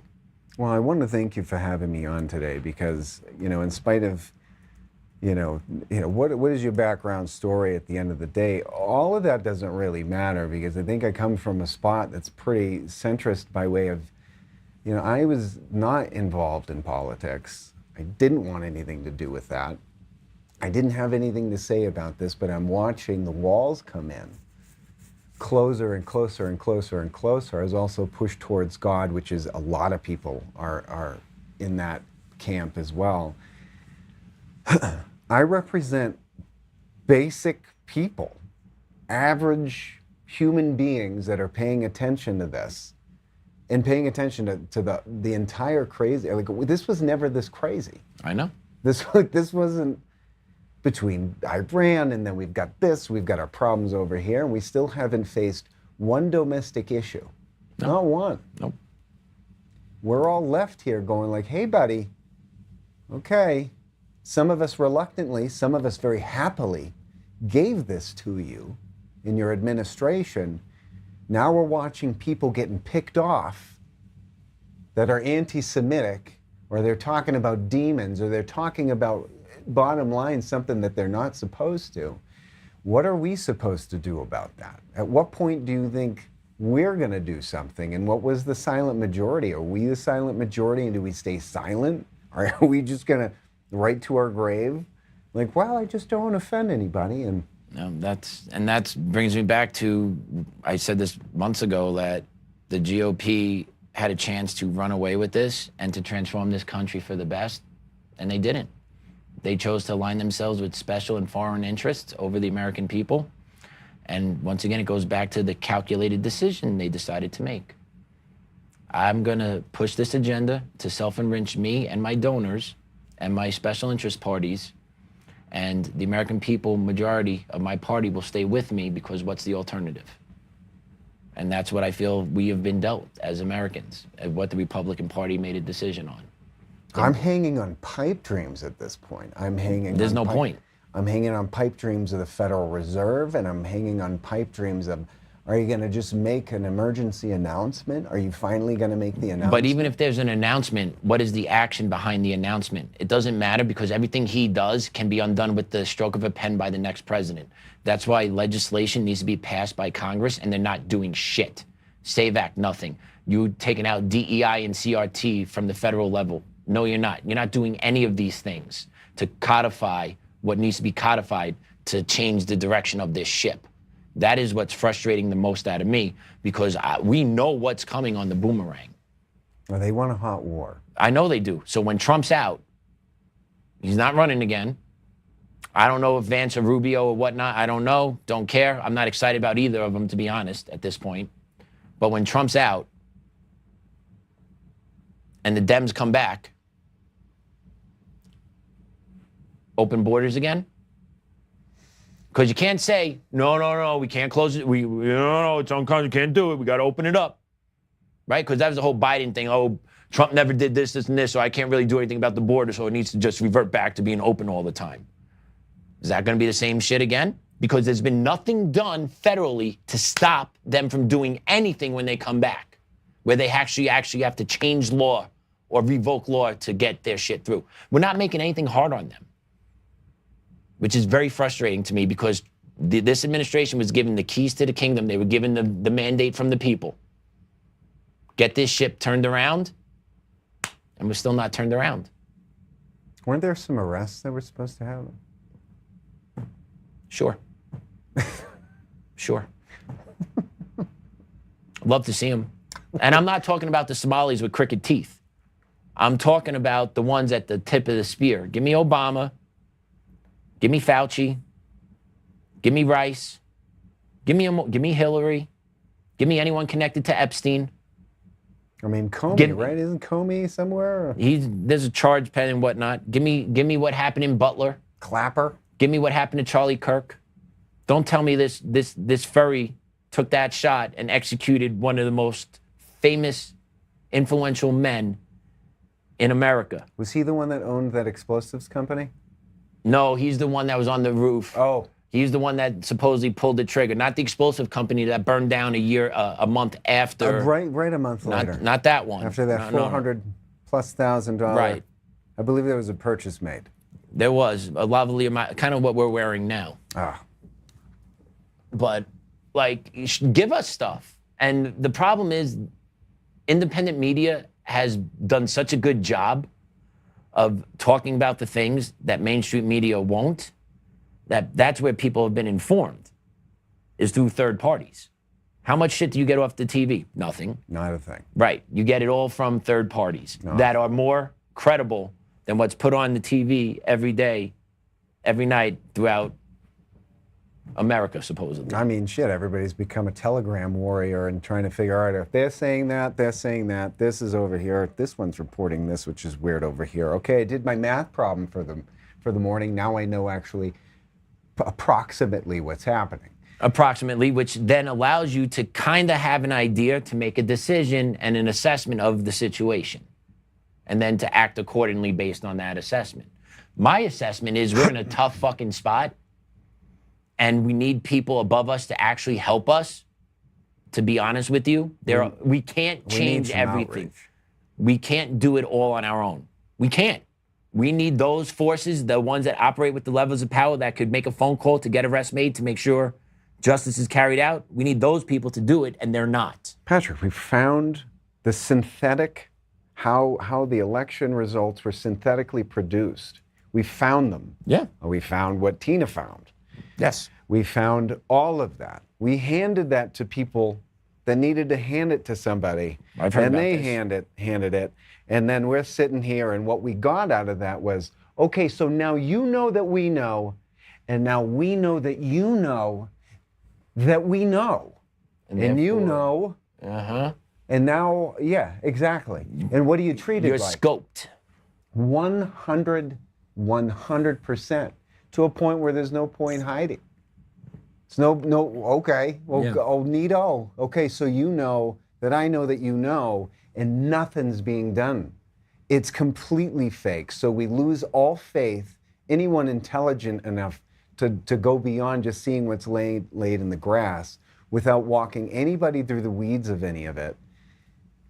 And we're just, is anybody going to reach out to anybody doing any of this work? You got the Ed Solomons of the world, you got the Mark Cooks of the world, you've got all of the, and a ton more, obviously. You've got all these great American people trying to figure out a way to preserve, and I'm looking at it now, it makes you feel like an asshole. It's a Tom Petty song. No less, it's great. Okay. Great Tom Petty song about making me, you'll do anything to make me feel like an asshole. That's what it feels like. So you're sitting here looking smart, intelligent American people in the face going like, yeah, I know you found that. And nothing. Nothing. Just blink, blink, blink. All right, I know you know. Glad That's we it. helped you all out. I know you know, and now I know I need to watch you also. And 'Cause yeah. I need to make sure. And now we know you what time you're over there. Okay, now we got to figure out they're over there and you're over there, and to have to deal with constant operations as an everyday human being, and then let alone get good at it. Right? I like to, some of us like to think so, and it almost doesn't make a difference. No. You know? No, it doesn't. Man, we got a whole B block. I'm going to play one clip out of B block for us. We're just going to do one clip, Damon, out of B. So there was this mock interview done at Harvard, and it's going to show just how bad the indoctrination of our children are, and the fact that they don't have principles. Our young people don't have principles. They just have talking points, and it goes all the way back to nothing is real. Nothing you see every day is real. The feelings of love that you have for your family and friends, that's real. How much you're paying at the pump is not real, but it is real because it's hitting your pocketbook. But the reality of the simulation we are living in, right, with our political forces at B, nothing is real. And it's because of what they're doing to the kids at the younger level. And then those kids become supposedly educated adults. Well, take a look at Harvard and just watch this clip, and then we're going to talk about it. B6, please, Damon.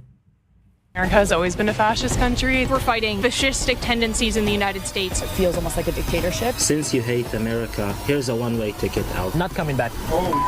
We're here at Harvard asking students how they feel about America and if they would revoke their citizenship and take a one-way ticket to leave and never return. So let's start with, what do you think of your country? It's been getting really crazy. America has always been a fascist country. It feels almost like a dictatorship in some ways. And also with the ICE thing, goddamn, There's so much more going on with America. Our civil rights were revoked. I don't know if we'll survive Trump's presidency, man. You think America is a fascist country? A lot of people would say that. Why do you think it's fascist? A lot of people feel like they cannot exercise their freedom of speech or freedom of religious practice or expression. If you critique the government, if you speak out, there's a chance the president will tweet about you and attempt to harass you. You still have these checks and balances and systems, yet people still think it's not a democracy. Why is that? With our current president, those checks and balances have been violated in some ways. Like, it makes me feel uneasy. What is the number one thing that you guys would change in your country immediately without even thinking twice about it? Immigration laws. You guys want to expand on that? I just think it's really inhumane what is going on right now in this world. This is stolen land already, and if you're going to make arguments about people that are and aren't allowed to be here, I don't think it holds any value. And You think it's a stolen land? I think that the first thing I would do is remove ourselves from foreign conflicts. Even if one dictator's bad, we're hearing one side of the story. I think the United States has broken international law, undermining the sovereignty of places like Iran and Venezuela. Do you think the situation is that bad that people would be interested in revoking their citizenship and moving? Yeah. Is it safe to say you hate America and aren't proud to be a citizen? Yeah. Yes, of course. I mean, yeah. Is there any country you would rather live? Copenhagen and Copenhagen! I would go to Ireland. New Zealand. If we gave you one-way ticket, would you take to leave America and to move to New Zealand? To Ireland, Belfast, I think? Completely move out of the country? Not coming back. I did just get into Harvard. That's a really hard question. No, I think by the end of the day, we're still stuck in this together. I have obligations. All right, I got family here. I got school here. All right, fine. We'll take that as a no. Practically, I think it would probably be a poor idea. Like, there is still, like, a lot of good opportunities in America. Born and raised in America. My whole family's here. My whole life is here. This has been home. This is opportunity. I'll never be able to take that away from, the place that I was born in. When given a real chance to leave, no one takes it. It's easy to criticize a system you benefit from, but when that system is taken away, the reality becomes a little more complicated.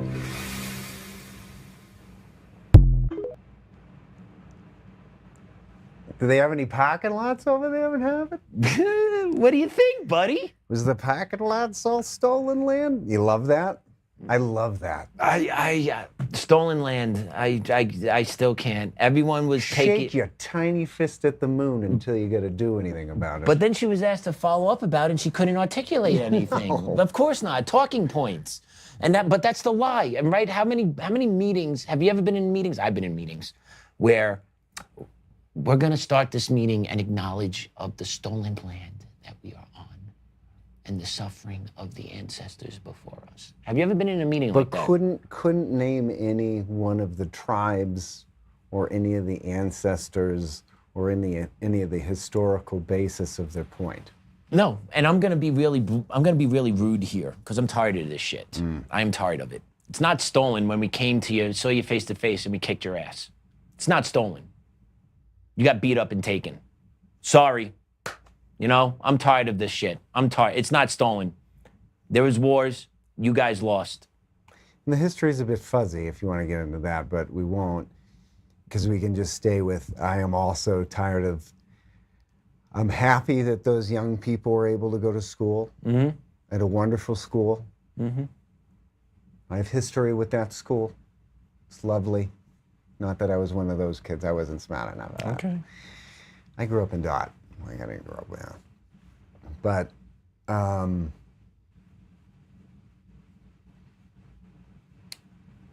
the amount of privilege is shocking.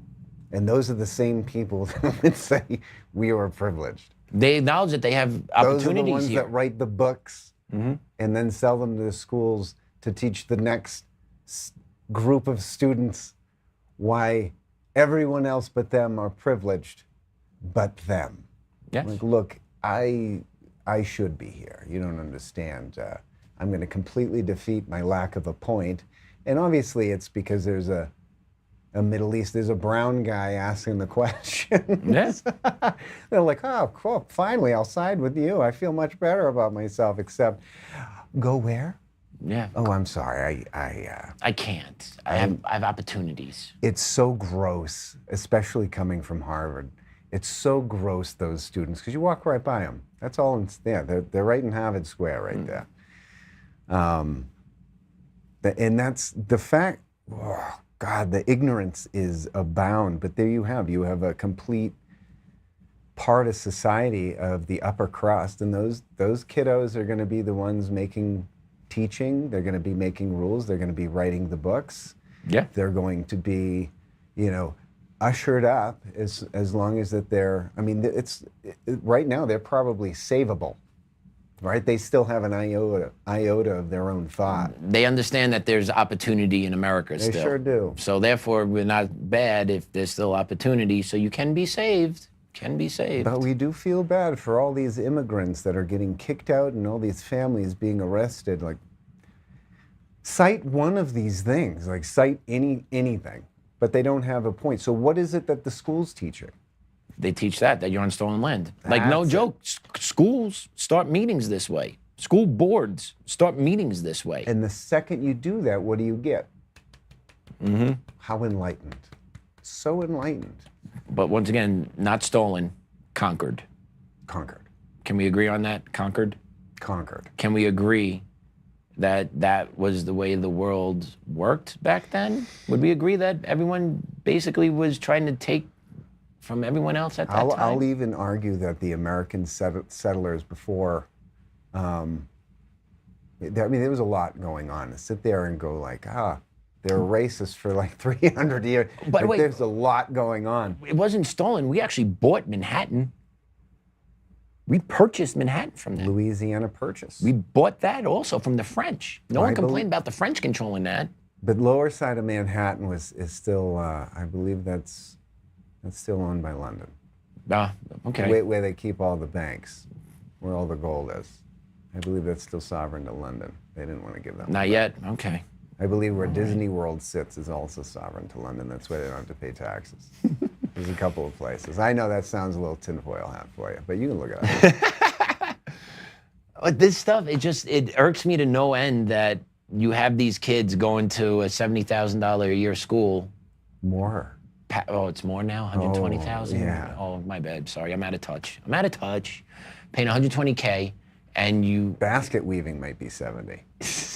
And you parrot these talking points of the oppression, and then at the same time, why are so many people coming here if we're oppressive? Like, no one can answer those things.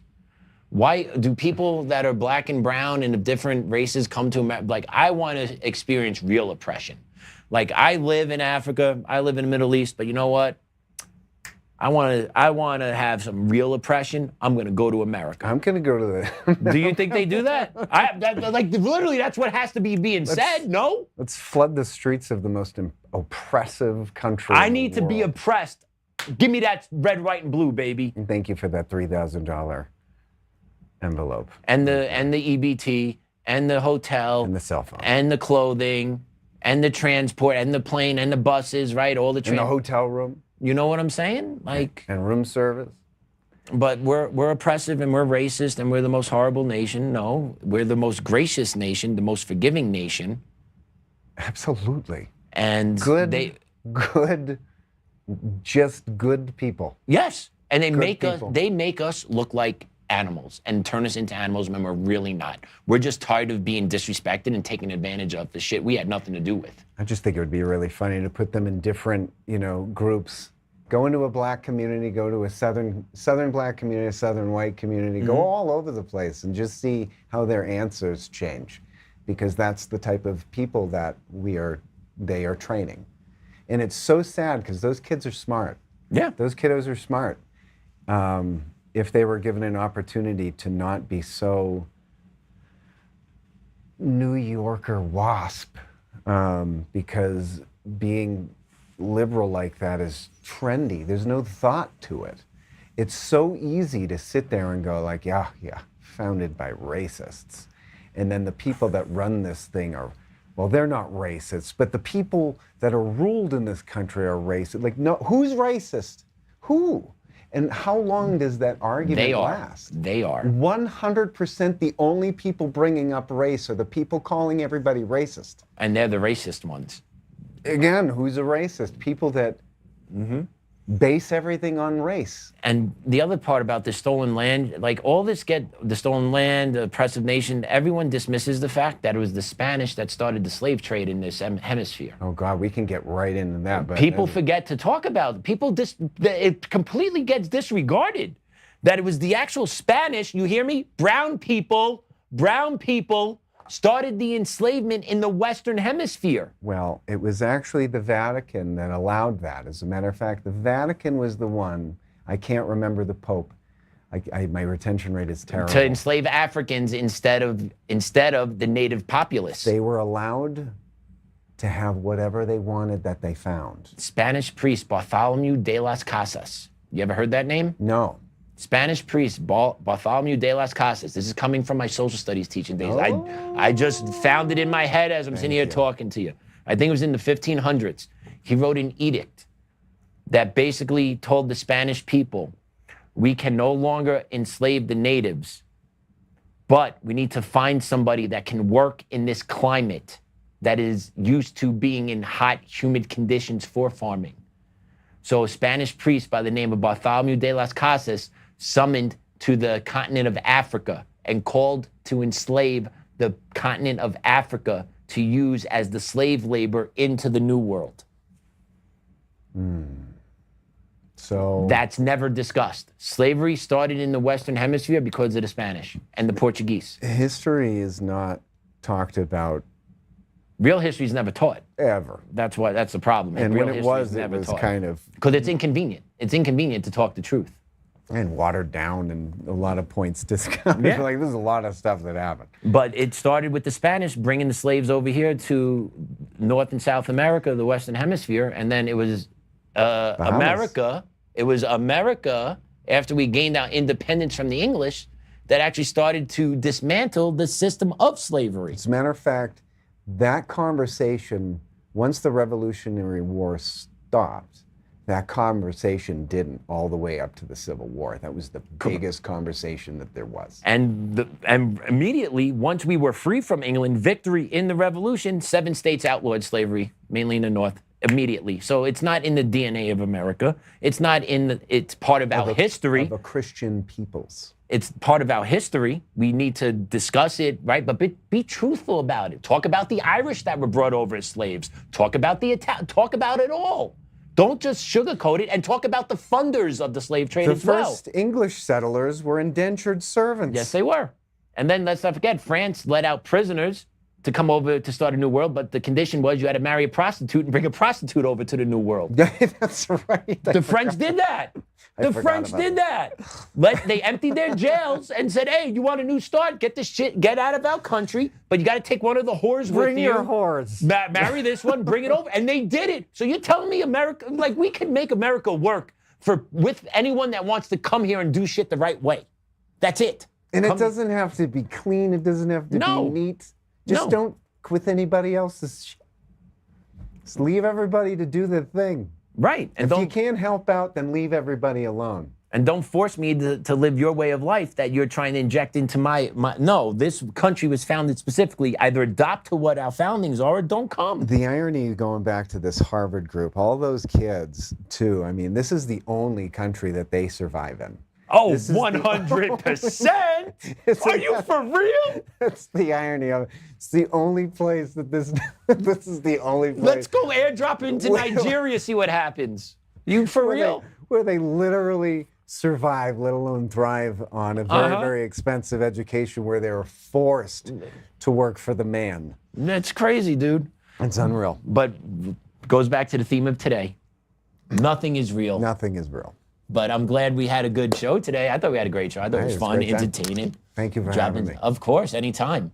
Would you mind praying us out? I like giving our guests the options of praying us out. You know what? Where are we here? Right about... You mean time? What are you talking about? I'm not very good. We have very good friends with Father Andre, but he's much better than I am. Oh, I know, and Joe's way better than I when we're praying, but I'm asking you. And if you don't want to, it's fine. I can do it. In the name of the Father, and of the Son, and the Holy Spirit, as it was in the beginning, it is now, and ever shall be, world without end.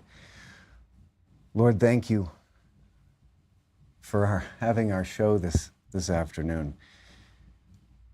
We ask for your strength, and we ask you to distribute that amongst your people, believers and non-believers.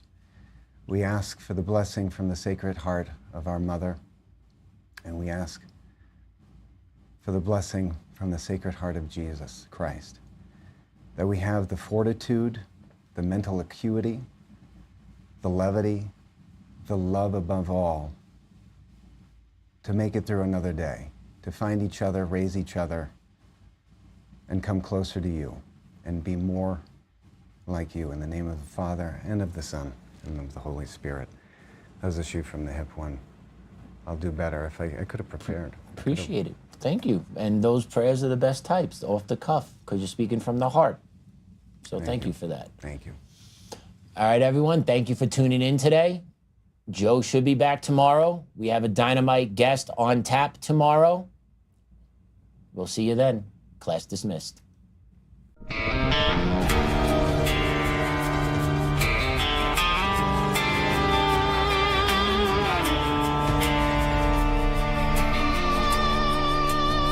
Rise up untamed, in the heart of the fire where the wild ones roam. Joe Oltmann's calling, bringing truth back home. From conservative daily to this untamed fire, we shatter the silence, lifting spirits higher. No chains can hold us, no lies can prevail. Authentic and fearless on this rugged trail. Patriots gather under stars and stripes. Untamed nation, igniting the night. Untamed nation, let the truth roll out in this land of the free. Standing proud from sea to shining sea, we won't back down. Catch the fire, wear the crown. Untamed nation, it's our battle song, motivating hearts where the brave belong. Yeah, untamed and wild, forever strong. Play it again all night long.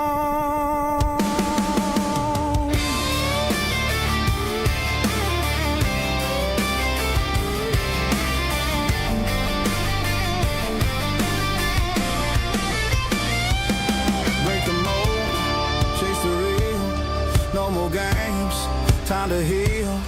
Joe's voice leads the untamed crew. Truth matters through and through. Untamed nation, let the truth roll out in this land of the free. Standing proud from sea to shining sea, we won't back down. Catch the fire, wear the crown. Untamed nation, it's our battle song, motivating hearts where the brave belong.